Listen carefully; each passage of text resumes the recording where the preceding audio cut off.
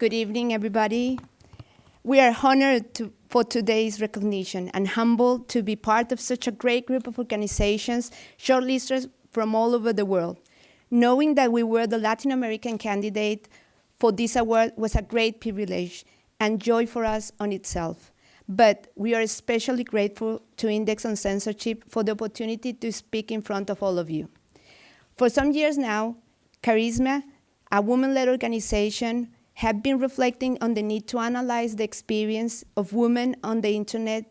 And in 2015, we worked with a group of female journalists to distinguish and understand the consequences of online harassment that this group was facing, not only on account of their profession, but because they were women.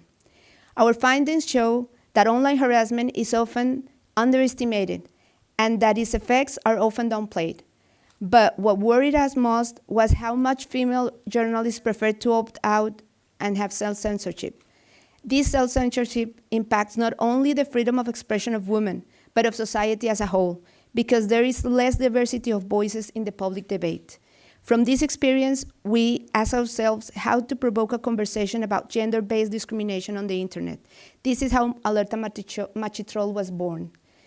At the heart of Karisma's work has always been the promotion of access to knowledge and culture. As you just heard, we work on the case of Diego Gomez, a young biology student who faced between 4 and 8 years of prison for copyright infringement for sharing an academic paper on the internet. With our support, Diego's case ended well, and 2 judges concluded that science is characterized by sharing practices. Let me emphasize that internet is a great tool for freedom of expression. However, its growing prevalence is not always linked to a greater freedom of expression for all. Karisma's work to show how we can transfer and strengthen offline safe words into the online world and to increase awareness of these issues. Repressive and regressive regulation and practices that harm freedom of expression are often in response to fear. In Karisma, however, we aim to draw attention to problems that are important to people like you and me, with solutions that strengthen rather than diminish freedom of expression. It is not an easy task, but this award tells us that we are on the right track. Thank you very much.